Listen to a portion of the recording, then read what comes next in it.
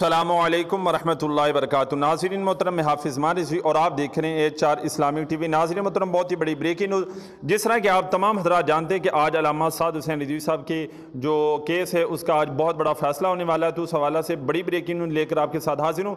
नाज़रीन मोहतरम, आपको बताता चला जाऊँ कि तहरीक लब्बैक पाकिस्तान के जो वकील हैं एडवोकेट नुमान खान लुकमानी साहब, उन्होंने जनाब बताया है कि रिहाई का जो आर्डर है वो टाइप हो चुका है और वो जो फाइल है वो जज साहब के पास जो है वो पहुंच चुकी है। जी या नाज़रीन मोहतरम, रिहाई के आर्डर की जो फाइल है वो जज साहब के पास पहुंच चुकी है।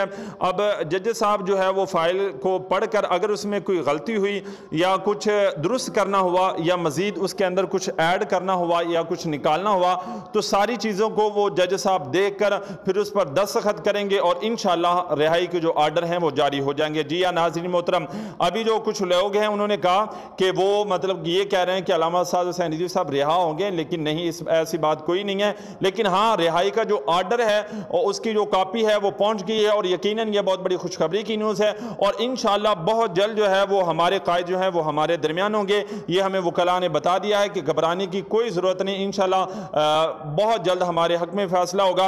अब जो कुफार है वो एक मरतबा जो है ना वो कांप गया है, अब उनके दिलों में खौफ तारी हो चुका है कि अब हमारे साथ क्या होगा। लेकिन नाज़रीन मोहतरम, इंशाअल्लाह हक की फतह होगी और बहुत जल्द आपके सामने एक बहुत बड़ी ब्रेकिंग न्यूज़ रखी जाएगी।